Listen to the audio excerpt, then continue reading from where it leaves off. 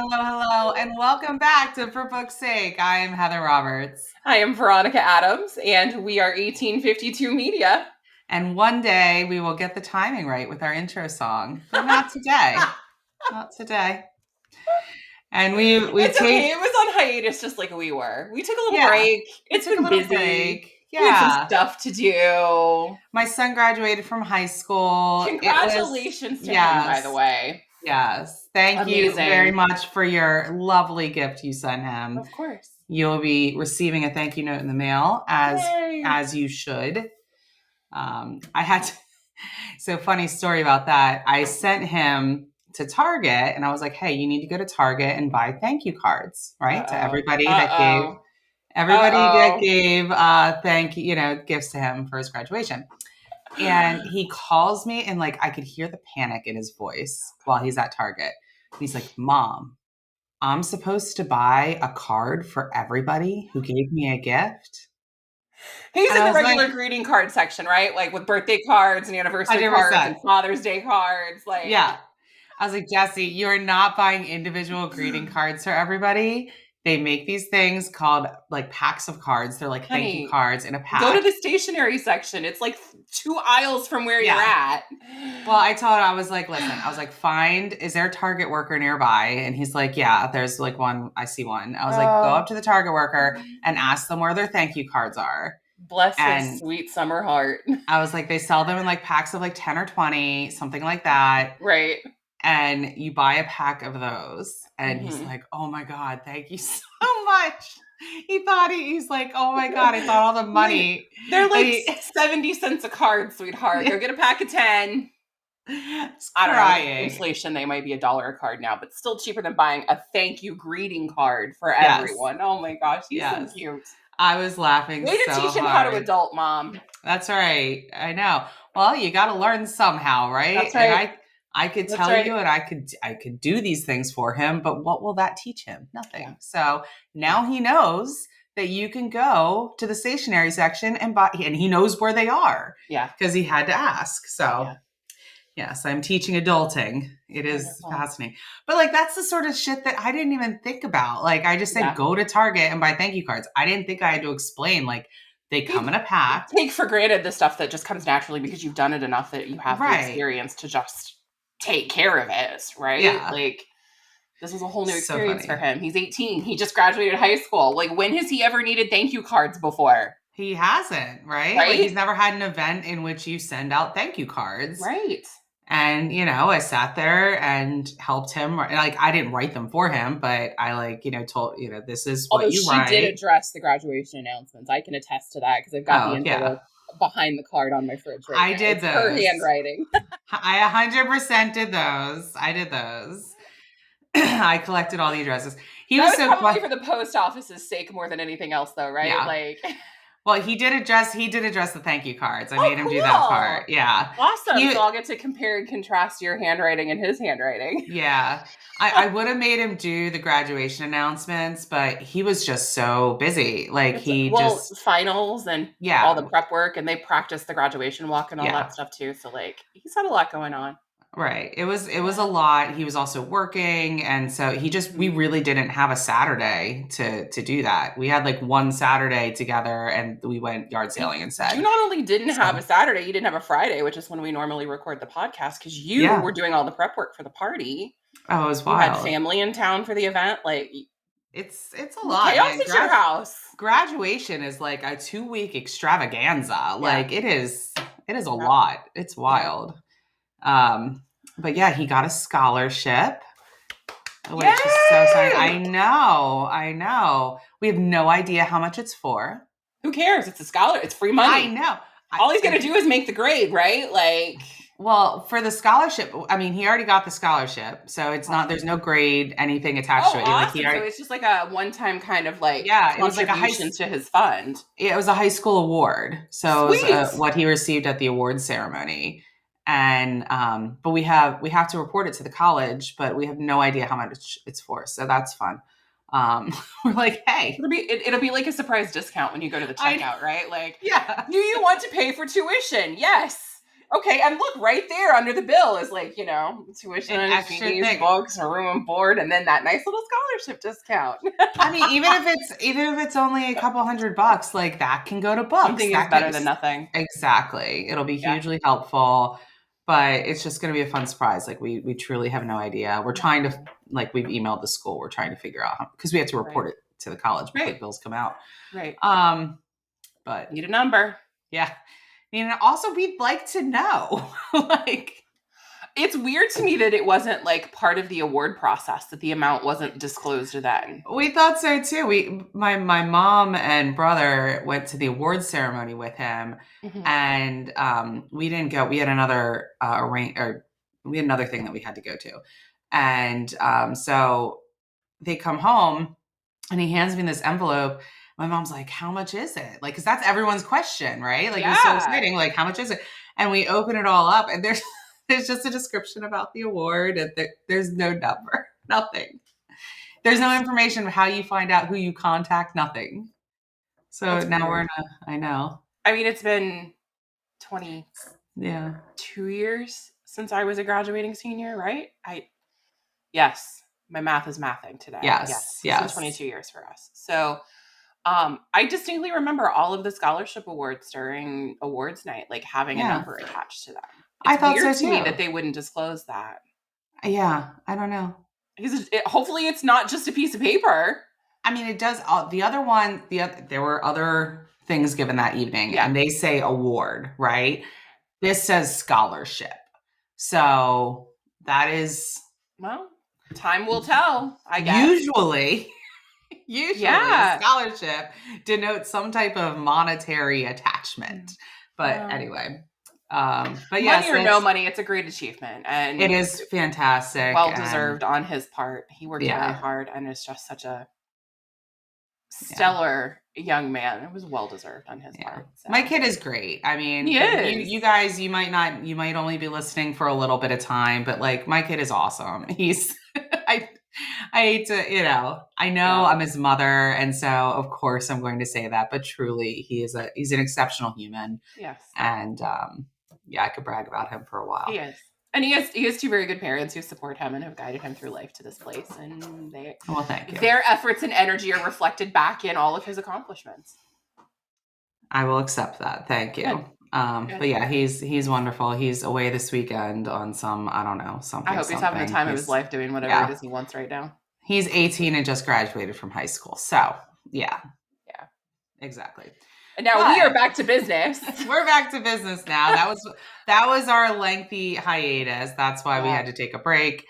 And we are here today recording on a Saturday because Veronica had her roof done yesterday. Oh my God. So we scheduled this whole makeup thing for the podcast, and then it's just a thing. We had a roof claim. We had to have our roof replaced, and wait on the insurance company and the adjuster, and then the bank, and then the roofing company has to get you on the schedule, and supplies were delayed, and we were postponed, and then Heather and I were going to make up the podcast, and all of a sudden the roofers were coming, and then they didn't come, and then they showed up on our usual recording day, which is Friday, so that's why we are both awake. On a Saturday, oh baby. Present and engaged and wearing makeup and in front of our cameras. I mean, not so much here. It was a minimal Saturday morning effort on my part. But I figured you hadn't seen me in 2 weeks. I should do something. All right, Heather loves you more than I do if you're watching this on YouTube. Oh. But yeah, I mean, we've had a lot of stuff go down in the book community. Yeah, we've missed some things. We've missed some things, and I'm going to tell Veronica about one thing she totally missed. Yes, this is a blind item for me. I have no idea what's happening. Heather is going to explain the situation to me, and I'm going to react to you with all of the honesty, and scandal and drama I can muster. Okay, so we all know Facebook groups, right? Yeah, I love that. Yeah. So Facebook groups as a whole have essentially been dying, for most people over the past few years. There have been a couple that have been, continuing to thrive. One of them in the reader space has been a group called Booktok Baddies. That popped up around, when Booktok started to become popular. Yes. And it's a group that amassed over 300,000 people in this group.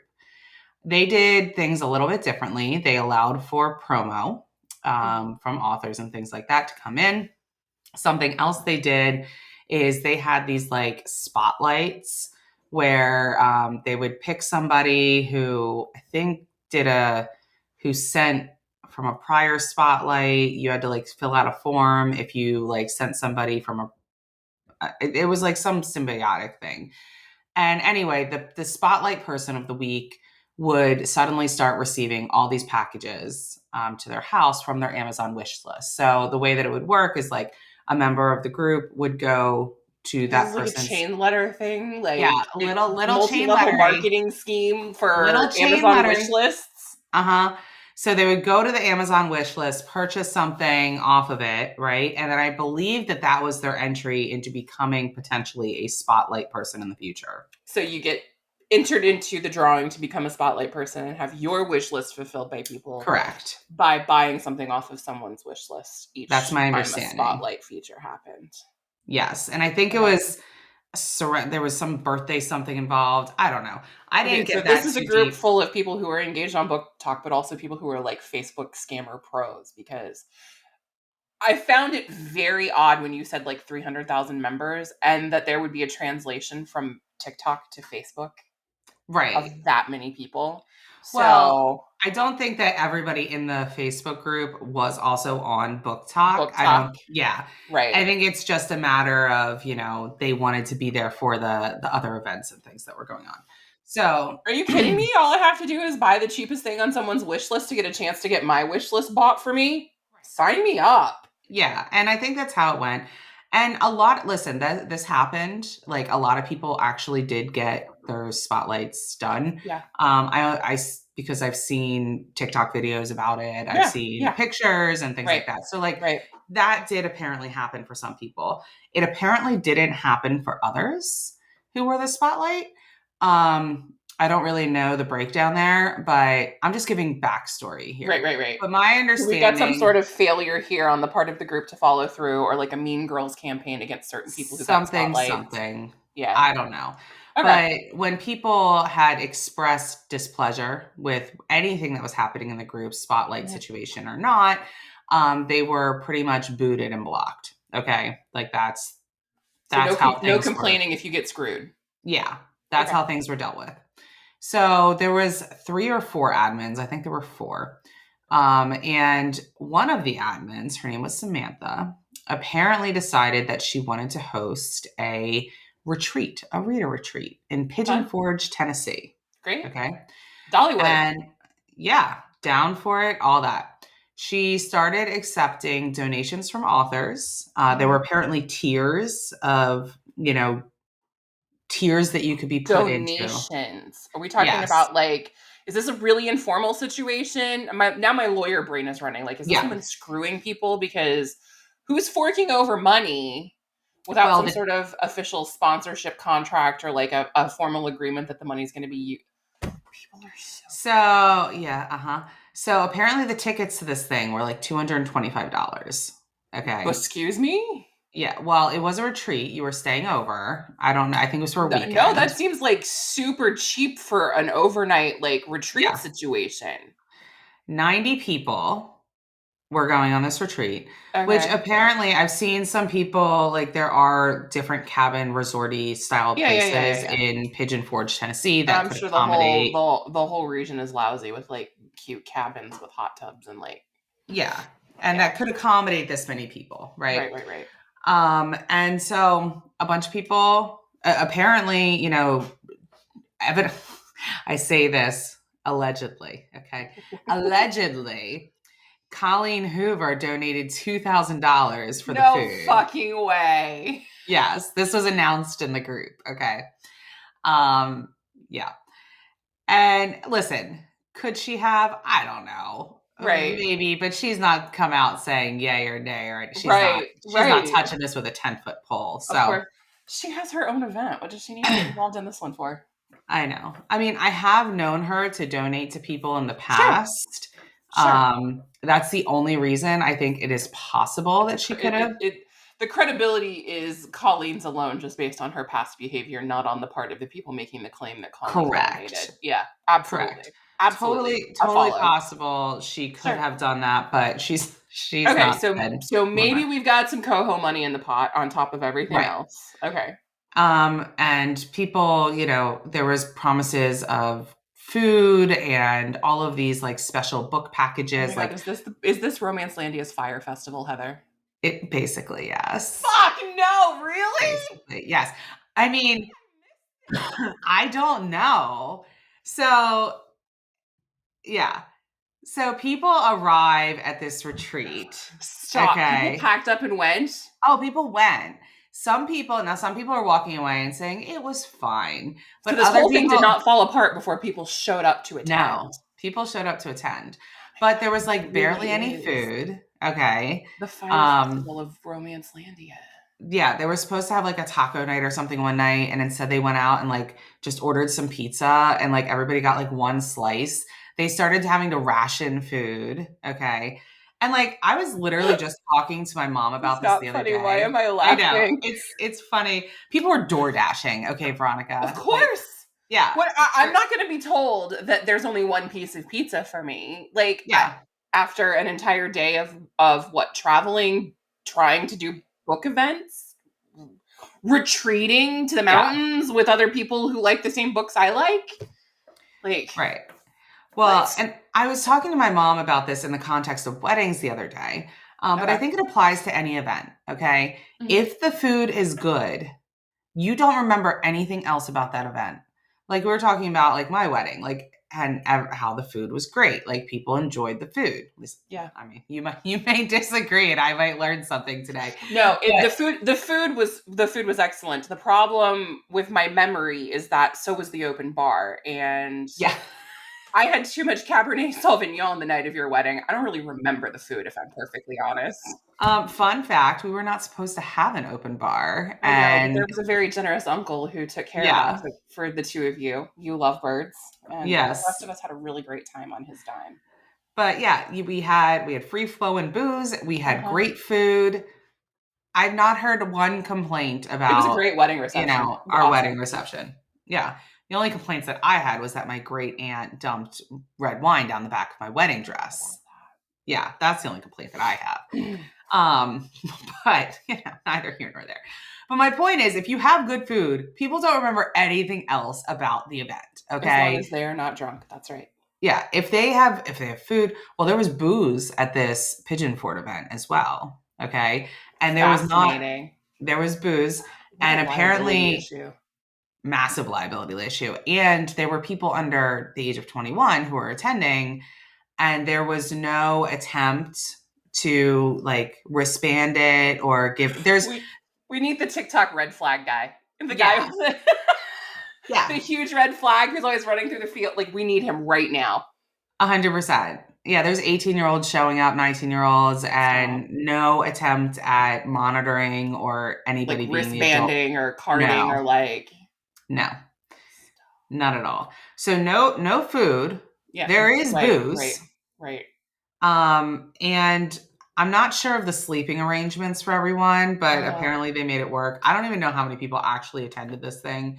All I know is that people are now, Monday morning quarterbacking this thing and saying, where did all of the money go? Yeah, is Samantha in hiding? Right? Did she abscond with the cash? Like Samantha, she bounced her own group. She said bye, and then the entire group got archived. A Facebook group of 300,000 people got archived. Straight out of the Lisa Renee Jones playbook from Readers Take Denver. Like, we're just not going to make this accessible anymore. You no longer have this connection with each other as a group to discuss what happened.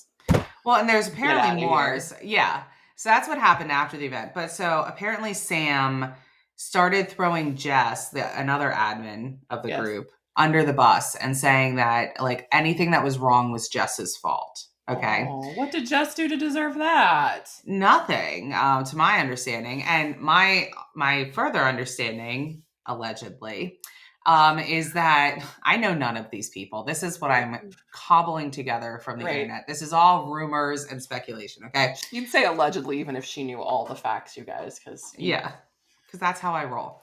You can't beat it out of the lawyer. So allegedly, Jess was at this event. And then Jess had to leave. I guess, I don't know if she lives close by or whatnot, but to go get food so she could live. You would think, but apparently her dog was hit by a bus. What? Or, not a bus, a car. Her dog was hit by a car and ultimately passed away. Oh my God. And Samantha has the gall to throw her under a proverbial bus after her dog gets thrown under an actual car. Yes, that's what I was trying to say. So while Jess is gone dealing with this tragic situation, tragedy, Sam is then throwing Jess under the bus for any... What a convenient scapegoat for Samantha here. Which makes me wonder. I'm just throwing it out here. I don't know these people. I certainly hope that it is a sudden tragedy if your dog is hit by a car and passes away. I certainly hope that that is not a created from nothing false story to remove someone from the situation and allow a scapegoat to come in to play. Right. I certainly hope that that's not the case. I don't know these people, like I said. But I just find it all a little odd. Regardless of the situation, that's what happened. Sam apparently, allegedly, flew her sister into the event to come from Alaska. Oh, that's her co-host money went then. Her sister needed a vacation or something, but her sister didn't pay for anything. And then all of these books and stuff that were sent to, Sam to be distributed at this event, there was no organization as to who gets what. There were apparently tiers of things that people no inventory, no breakdown of you paid this much to be here, so you get this box. You paid this much to be here, you get this tote bag. You paid this much to be here, you get diddly squat and a piece of pizza. Thanks for coming. It was a free-for-all. An absolute free-for-all. People were just grabbing books and shit. Okay, so one of two things has happened here. Either Samantha is a scammer.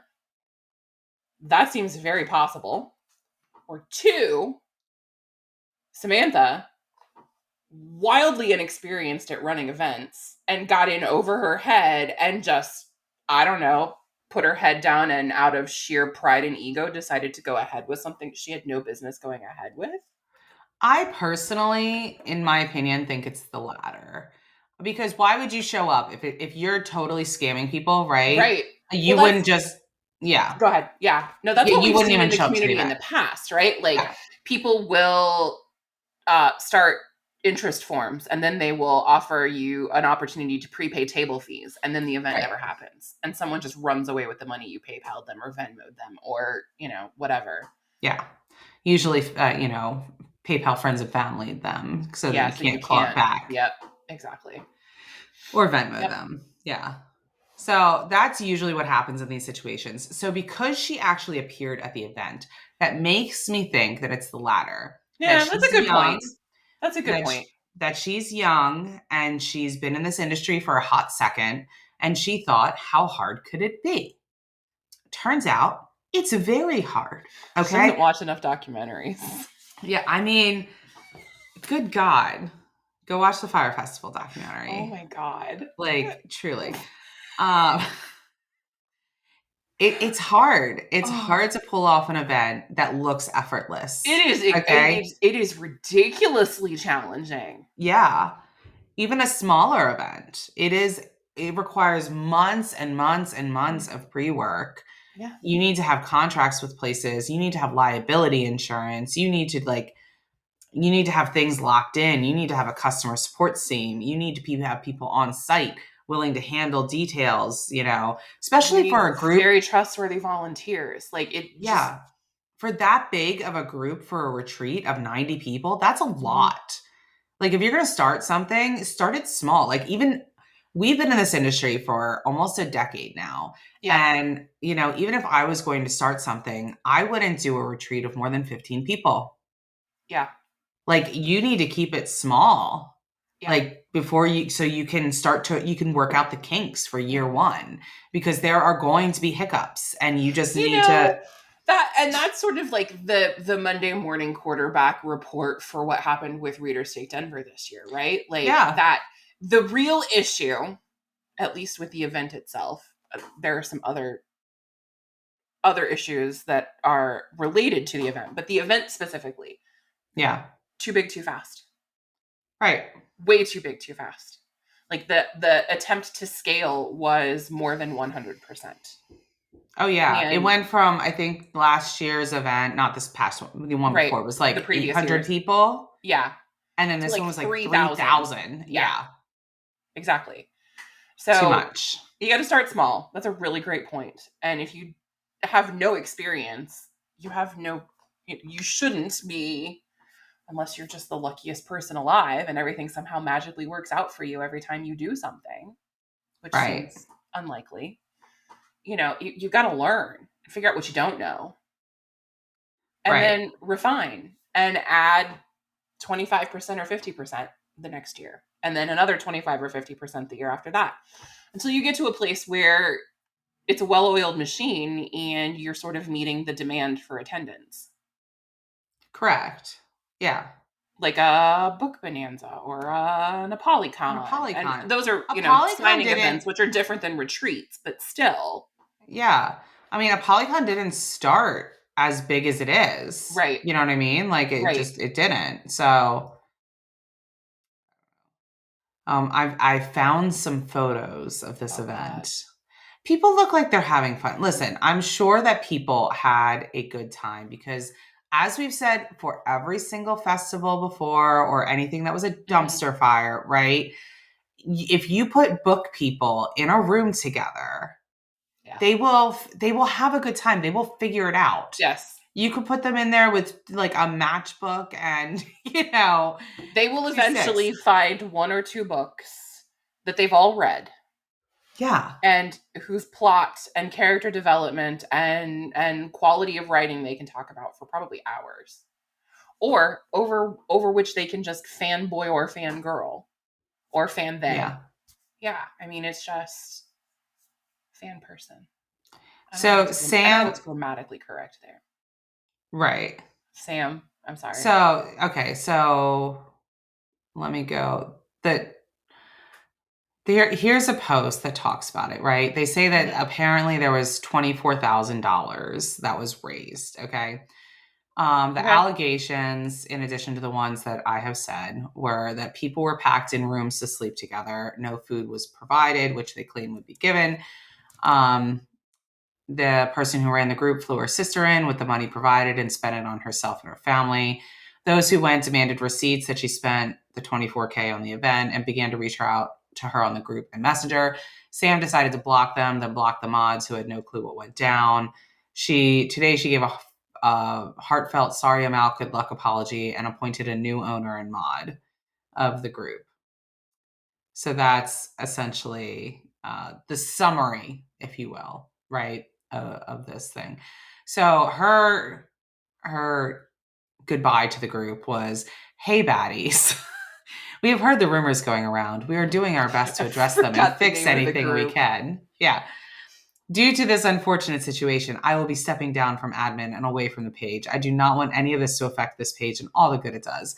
I'll be leaving the group in great hands. If you were promised anything by the Baddies team, please reach out to the Baddies admin page and she will rock the socks off of it. I am no longer responsible for anything and I am not accountable for what happened. Yeah. And people are like, "Whoa, okay." Like, usually I'm like, when I see things on the internet, I'm like all innocent until proven guilty, but it's sus that you're just automatically stepping down. Like, yeah, that you're just leaving. So yeah, it's just wild. It's a bad look. It's a very bad look. It is a very bad look. They turned off the comments to this post. Of course they did. There are 90 plus upset people out there who have a lot to say about it, I'm sure. Oh yeah. I mean, there's 500 and some posts on this particular thing. People are all over the place. Hopefully it's a misunderstanding to I have the receipts and I'm gonna post them. It's wild. But I have not seen. Hold on, not the. I thought I found a Reddit thread.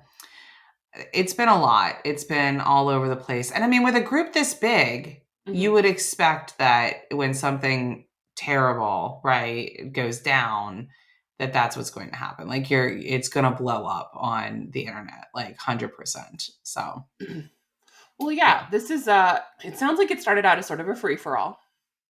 Mm-hmm. And its culture is one of, I'm going to say, entitlement almost. I mean, the whole like Amazon wishlist spotlight thing just sort of really invites nastiness, I think.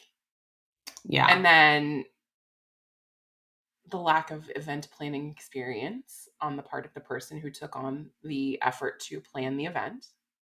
I really feel like that was the biggest part. I really do. I think I think it was a lack of experience. She just thought it was going to be like, oh, this fun thing that I can get everybody together. Yeah. And then it just turned into something way more. She's so lucky that nothing really catastrophic happened. Oh, yeah. I know. And it looks like, so now there's 2 split off groups. There's from prior admins of this Booktok Baddies group. Oh, yeah. So we're fractured and going in 2 different directions now. Yes. Now there's groups to talk about the retreat. There's all sorts of those poor attendees probably need a little bit of like group therapy. So good on them. I mean, right. It's been interesting, but that's the major drama. And I bring it up because these things happen all the time in this community. Oh my God, I wish they didn't, but they do. Well, I mean, just reflect on how many of these we've had to chat about just since we've started doing the podcast. Right. Like, it's a pretty regular occurrence in the book world, and especially in romancelandia. Yeah. Because I think listen, we are all, not all of us, but a large majority of us are women who are looking to get away for a period of time to go talk to other women about books that we also love, right? And there are other genders in that. There are other, things. Identities. Yeah. Identities. Right. Absolutely. But the romance community has largely been written by women for women. That's how it's been. The culture of this space is very much that now. Yeah. Yes, it is very much that now. So I absolutely understand. It's for some people coming into this industry, they're like, oh, it's an easy money grab. Like, I can just create this thing and good luck with that. Yeah, good luck with that. It is not actually that easy to do things. It's not. This industry is hard. It is cutthroat. It is. If you just want to show up and be like a reader, so fun. One of the best places to hang out. Like, it's just, it's fun. There is, I mean, unless you are a speed reader, there is an endless supply of content to consume. Like, even if you are, I mean, there really is. Like, it's true. Yeah. It's true. But trying to organize stuff in this event, or in this space, and trying to coordinate things in this space and trying to make it all look effortless is incredibly difficult. Yes. And I think that's what some people... If you've ever attended an event as a reader or as an author, and you enjoyed the event, you should somehow find a way to share your gratitude for that with the organizer or organizers. Yeah. Because it's really hard work. It is incredibly hard work. And it's risky. Yeah, so risky. That's why we're saying, like, Veronica and I with our lawyer hats on are like, holy shit, all the liability red flags that are flying around from this retreat. Yeah. I mean, I have looked into, because I live in Vermont, which is a state of, it's a tourism place, right? I live where most people visit. Okay. I've thought about hosting writer retreats or author retreat, same thing, reader retreats or author retreats right here. And I've done some, looking to see where preliminary that would be homework. help, preliminary homework, Yeah. and trying to price some of this stuff out. And it would not be cheap, number one. So people would be spending a lot of money to come up for, a week or a weekend or whatever. Right. You need to make sure that you have food available, right? Whether you're bringing in a chef to create, to provide the food, or which you then have to make sure that people's allergies, right? You need to make sure that that person is licensed to be able to cook food, that you have a kitchen that is safe to do it in. Now, they're different depending upon how many people there are. That makes a difference as to whether you actually have to get state licensed or if it's just a private event, right? Right. And you're hosting. There's so many different requirements. So I'm going to go out on a limb, though, and say that a lot of these requirements that exist for you in Vermont probably don't exist in Tennessee, which is what makes it ideal for something like this, like a less organized fly-by-night kind of get-together, right? Sure, but I'm still even thinking from a liability standpoint. If somebody gets injured, have you had them sign, some type of underage attendees show up and start consuming open container liquor and alcohol? And what if they get alcohol poisoning and they have to get rushed to the hospital? That has now opened you up wide to liability. Someone from a recreational state shows up and crosses state lines with something that is completely illegal in the place where you're having the event, and suddenly everybody's consuming cannabis in some form or microdosing hallucinogenics, right? Hello? Have you created an LLC or a business structure that allows you to absolve, to partition off your potential liability, personal liability somehow from any of this? Samantha went through the process of creating a business entity too. So I'm just saying, it sounds fun and great and good, but there's a lot of boring back-end stuff that needs to be done for an event like this to ensure that not only does everybody have a great time, but everybody walks away protected, right?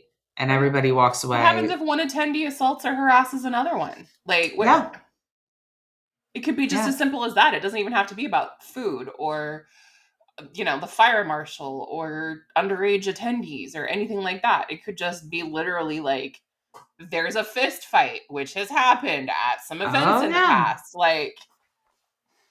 Two people throw down and somebody gets really hurt. There's just anytime you put people together. Yeah. Anytime you put people together, there is a liability situation. And when you throw that many people together in one house for a weekend, that just, I could not, my anxiety could never, no.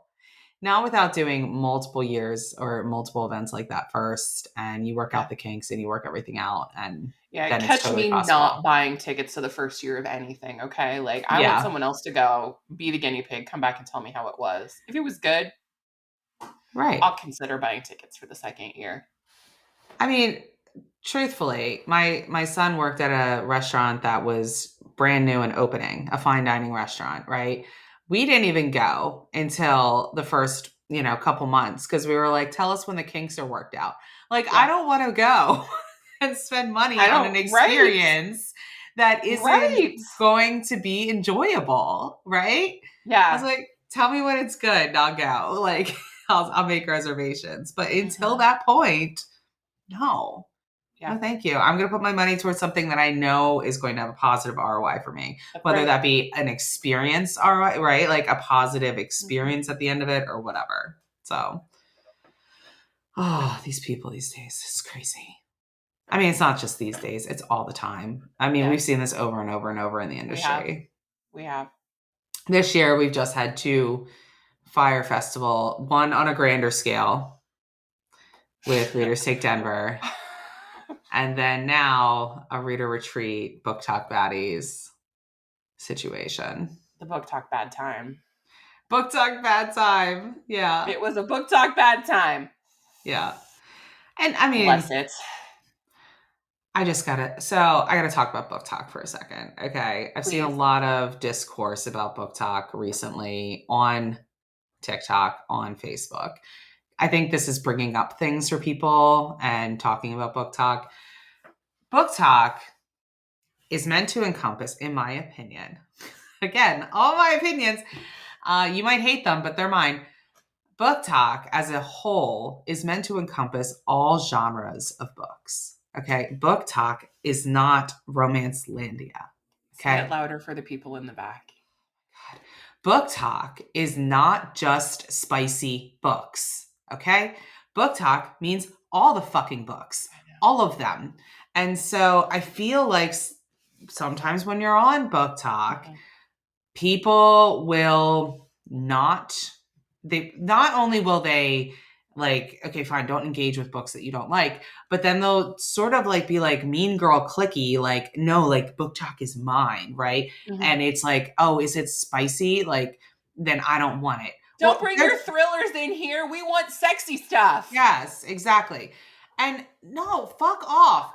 Booktok is for everyone. If you like thrillers, great. If you like memoirs, awesome. You should be able to use the Booktok tag and be able to talk about whatever kind of book you fucking want.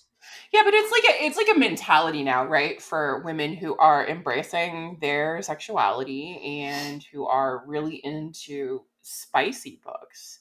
And like it is spilled over into the TikTok space, like beyond Booktok, right? Like I got served a thirst trap recently.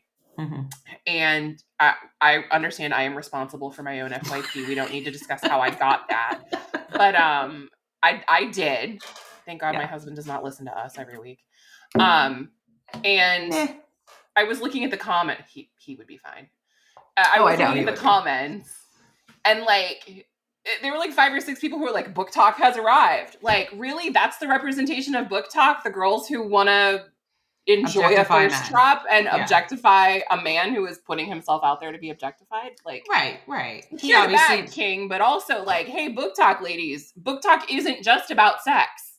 Right. It is.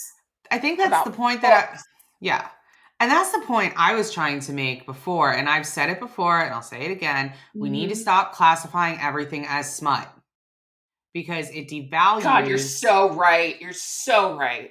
It devalues the kind of books that we have in romancelandia. There are books that are smut, which I think are different than erotica. Okay, erotica is erotica. Erotica, the point of erotica is to titillate. Sex is the plot of an erotic novel. Correct. Sex is the plot. There is no other plot. There are books that are super spicy that I would call smut that do have some plot, right? And that are, also enjoyable for that. But they are potential. You get several scenes in a book like that. Yeah. Like every couple chapters, sometimes multiple chapters back to back. Yeah. Or like, it's steamy. It's steamy as fuck. Okay. Uh-huh. And then there are romance, like lower than that, like spice level 2 or 3. Okay. The relationship journey is the plot of the book, and there is sex, but it's not like the whole driving force. Once or twice. It could be fade to black. It could be completely closed door. It could be 5 or 6 times. Like you just, But the relationship journey, which is the point of a romance, by the way, is the relationship journey. Okay. That is not smut. I would not classify that at all as smut. It might have sex in the book. There might be sexy scenes in the book. They might even be steamy, sexy scenes. But that is not the crux of the book. And that is not smut. And by calling that smut, you demean it. And you're also, in a way, and I'm not saying smut's necessarily a bad term. No, this is not some sort of puritanical moral assessment. It's about making something that is not strictly delivering libidinous content for the sake of the libidinous content, right? Like, we're not just being steamy and sexy for the sake of being steamy and sexy. So it's an important distinction. It's not a bad or good, black or white binary thing. It's just high amounts of sex is one thing. Romance is another. And it's not just for our industry, okay? Because within our industry, we could, if it was just us, I'd be like, meh, whatever, call it what you want. But that's not it. The problem is we have people outside of our industry who look then at a romance book and they classify it all as one thing. They think, oh, it's a romance book. It's smut. Because that's apparently... It's porn for women. It's porn for women. That's what now we have done to ourselves. This used to be how it was. And then through many years of hard fucking work, women went out there, did the work, and said, no, we have different genres. This is that. This is that. This is this. And romance is something that can be valued as a society, and it empowers women. And it allows us to work through our trauma and to work through, these feelings that we may have. And it allows us to express ourselves in different way. And I can like this style of book and I can like that style of book, but they are separate. They are separate styles of books and they are separate voices. And I'm sorry, I get very worked up about this, but now because of Booktok, and listen, I don't hate Booktok. I just want us to a lot of people who've come into Booktok have not been in the industry very long. They do not know about these conversations that we've been having for years. They do not know about the ramifications and the things that we've been fighting against for years. And so this is my effort to educate people, right? And say, hey, let's not go back. We are at the place where to the days when we ashamedly read books with Fabio on the cover in the privacy of our own homes so no one else would catch us doing it. Which is why I hate these discreet covers. I hate them. I think some of them are really pretty. But oh my God, you guys, Heather's really peeling back the onion today. I'm loving this. Oh my God. It's a Saturday. We're free flowing. But I don't, listen, objectively, they're pretty. I like some of them. But what I'm saying is I hate what they represent. I hate the trend of feeling like you need to hide your book. Mm-hmm. And that you won't buy something that's not discreet because you're afraid of judgment from others. Right. Fuck that. Own your sexuality. Own it. Own these books. Say, I love this book that has a man chest. I love this book that has a couple on the cover. Well, when did we go back into clutching our pearls and saying, I'm not buying something unless it's a discreet cover? Right. And authors are going to give you that because they want to make money. Right. So what we have here is the intersection of business and profitability. Correct. With a culture clash and an attempt to stifle and silence women for going too far and taking up too much space and forcing society as a whole to accept their humanity and their sexuality and them owning both of those things unapologetically, right? Yes.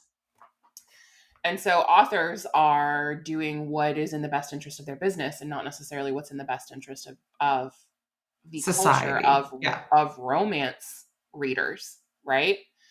And maybe reinforcing a little bit of misogyny and patriarchy in the process. I think that's where I know that's where it's stemming from for me, right? Because I see all of these outside pushes against that are, very much against women, right? About silencing us, about not letting us control our own bodies, about, just as a society, we've gone so deep. Backwards, right? Right? It's not even just issues of reproductive rights and healthcare. There are a lot of places where they're cutting the school week back down to 4 days. What parent takes the hit when the kids are out of school on a Monday or a Friday? Right. Whose responsibility is that? Who's that going to affect? Right. Who's that going to affect? Right. It's about everybody. Yes, it's definitely primarily about reproductive rights. Absolutely. But it's insidious in so many other ways. The movement to go to ban no-fault divorce and make it more difficult for women who initiate 70% of all divorces to end their marriages in a low conflict way. I mean, my husband and I have already talked about it. And I don't think it would happen in Vermont, but if it did, right, we've already said that we would get divorced before that went into effect because he would never hold me to that type of a standard, because that's ridiculous. But it's meanwhile, I'm counting on the favor of the Council of Gilead to look at me because I am married to a man and have a son, and that they will treat me kindly when the time comes, right? Well, I'm married to a man and have a son too, but I've never birthed one. I know. And I refuse to birth a child. So I know. will. We're all the right color here in my house, though, and I hate to say that, Well, but it's that's true. true. That's true. My house is not all that color. You guys are a multiracial household, so yes, things are very different over here. Yeah. But these are all of the factors. So now you can understand where I'm coming from. These are all the factors that go into my opinion of why it infuriates me so much when we start painting things with broad brush strokes. Sure. I love smut, okay? I love erotica. Me too. I love it. I could read it voraciously. There's nothing wrong with it. I do. And that's my point. There is nothing wrong with it. Yeah. But we need to stop hiding ourselves and saying like there's something wrong with it or calling something smut when it's not. Yeah. Right? Because it's not that doesn't do any service to that book because people out there, they get in different moods, right? I'm a mood reader. Sometimes I want a book that is smut. Right. And I'm going to go searching for that. One, if you've called something smut that isn't smut and I read it and I'm in the mood for that, really piss me off. That's going to piss me the fuck off. Yeah, totally. And two, you're not doing any service to readers out there who are looking for something that isn't, who's like looking for a great relationship journey. Right. that reader isn't going to be able to find that book now because you've labeled it with the wrong label. So let's just calling things what they are.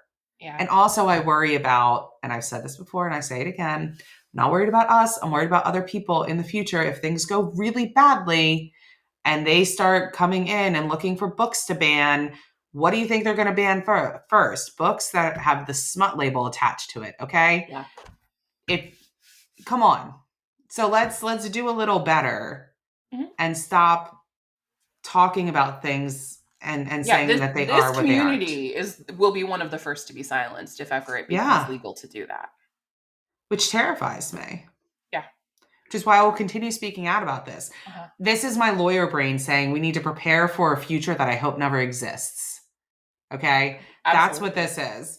That's the lawyer brain. Is this the world we currently live in? No. And God, I hope it never becomes that.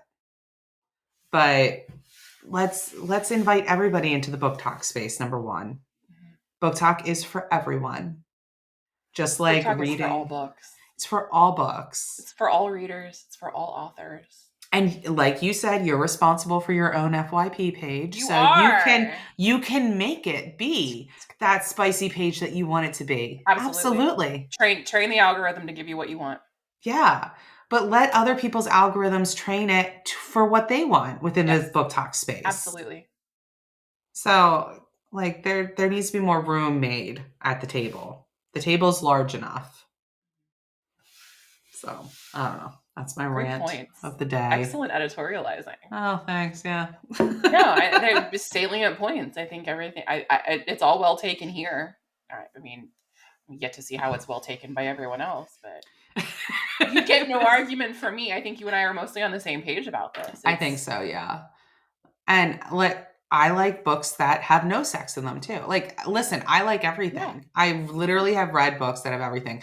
I read a YA novel the other day. I mean, I am a varied reader. I'm reading a police procedural now. Not at all sexy. I just was in the mood for something law and ordery, you know? Sure. It's nice to mix it up sometimes. Yep. I've been reading a lot of nonfiction and autobiography specifically lately. I've just been on a kick. Yeah. But there have been a lot of good autobiographies out recently too. So I was on a thriller kick for a while, so I get it. Yeah. I'm now back I'm still on my vampire kick. I mean that's always, I think that's, as long as I can continue to find good books. You and vampires is like an evergreen love story. It is. I love vampires. I love them so much. I know you do. I like small towns. Yeah. Vampires in small towns. I just finished a small town romance last night. Was it a small town vampire romance? Sadly, no. Those exist. I know. I came off I finished a series that did not have vampires in it, but did have some other supernatural creatures in it. So it was, it served its purpose. It scratched an itch. Scratch an itch. And then I decided to read some straight up contemporary romance to sort of, clean the palette, if you will, before I went back to another series that has other supernatural creatures in it. So now my second contemporary romance, it's a billionaire romance that just came out. Who doesn't love a good billionaire romance? Yeah, this is a second chance billionaire romance, no less. Is it dangerous? Is it dark? It is not now. Straight up contemporary, like contemporary. We're talking light. Are we Prince Charming? Are we the boss? Like what are we working with here? No, we are best friend's brother, tech bro, like tech bro. Hell yeah. Yeah, It's about time somebody made Elon Musk and Mark Zuckerberg sexy. We are talking real life. They met. Art does not need to imitate real life in that space. Yeah, they met 10 years ago and had like a week together, and it was like all lovey, fantastic, whatever. And then right person, wrong time. Yeah, they made promises to each other, and then he like basically ghosted her and broke her heart. No. Yeah. And then they meet up at a wedding 10 years later. And now we're invested in him redeeming himself because it turns out he's not an asshole. Correct. He had a reason for ghosting her. Yes. Love it. And he's a billionaire. And yeah, but she's not going to let him just come back easily. Awesome. So yeah, it's good. It's good so far. I need stories like that to keep me, in between. But also small town. We love a small town. She is, what does she do? I'm trying to remember. Oh, she is opening up her own PR firm. I should have remembered that. How did that one not stick? Well, because here's the thing. I read a book right before I started this one, and she owned a flower shop. And so I was confusing them for a moment. And it took me a minute to place what this other book. I love it. Yeah. Yeah. The now almost ubiquitously self-employed heroine. Yes. What does she do for herself? Love that for her. Boss babe. Absolutely. Mm-hmm. But yeah. Cool.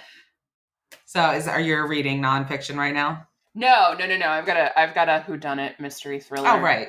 The police procedural. The police procedural right now. There's a very slow burn. I think it's probably going to be closed door romantic subplot. So woman goes missing, right? Okay. Before she goes missing, puts a check and a signed retainer agreement in the mail to a lawyer she consulted with like 2 weeks earlier. Okay. The lawyer knows nothing about her, but is now officially the lawyer, right? Because the retainer agreement shows up and she's like, lawyers helping detective figure out what happened. Okay. And they're totally into each other. Didn't mean for it to be a romance, but it turns out it's probably going to be. Love that. Yeah. Oh, that's interesting. Yeah. I like that the missing woman is like the side plot. You know what I mean? Like that's what brings them. Yeah. That's interesting. Yeah. Because obviously it's his case, right? Like he gets assigned it. So of course, and then the lawyer becomes part of the picture, right? So it's like reverse Benson and Farva, right? Like that's the ship I would have shipped for Law and Order SVU so hard back before police became problematic for some people. Right. Police have always been problematic. Some of us just weren't aware of it. Yeah. Or awake to it, if you will. Or awake to it, yes. But yeah, I would have shipped Benson and Farva so hard. Oh, yeah. And this is like that, but only in reverse, because she's the lawyer and he. Okay. Love that. Yeah. So good. Yeah, I gotta go back and I downloaded a whole bunch of books from the Stuff Your Kindle Day. Of course. Who doesn't? As one does, right? 1,000 books free. Sign me up. Yeah. So after I'm done these ones that I, either paid for or borrowed, I will go back through that list and start a few because I haven't read some of those authors, and that's how I oftentimes find new authors that I love. And so, I'll be honest, I've been on a paperback buying. Ooh, I know in this economy, but like, I know. It's how I treat myself right now, right? Like, yeah, sure. I've stopped doing things like getting my nails done quite so frequently, right? Like, I made an adjustment. I can afford it. Yeah. Mama wants 3 paperbacks a week. Mama's gonna go buy herself 3 paperbacks. Hell yeah. A week. So yeah, I've been. You have bookshop.org or direct from the shelves author. Back there that need to be I gotta filled. get these filled up. You do. I have another set downstairs. This is like the bedroom in the house we don't use, so it just default became my office, right? We had no other purpose for it. Yeah, I have some more shelves downstairs. Yeah, I do as well. That's where all of my personal fave books are. My favorite books are downstairs. I need to welcome readjust. To my home. Let me take you to the best place in the house where you can see the wall of my favorite books. The wall of my books. That way, if anybody comes over, they're immediately eye level with all of my romance books, and so they know what they're getting into the second they arrive. I mean, or we're now best friends, right? So they see the books. Yeah. And they're like, if they recognize any of them, then I know we're going to be good to go. Yeah.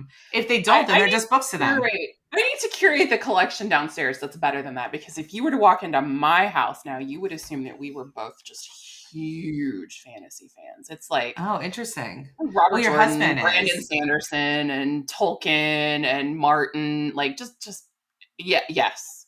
My husband's a big fantasy reader. Yeah. It was like all he reads, unless it's an audiobook. He'll listen to just about anything. Okay. He still owes me a listen to Rebecca Yarros, by the way. Have not done it. He promised me we were going to listen to it together.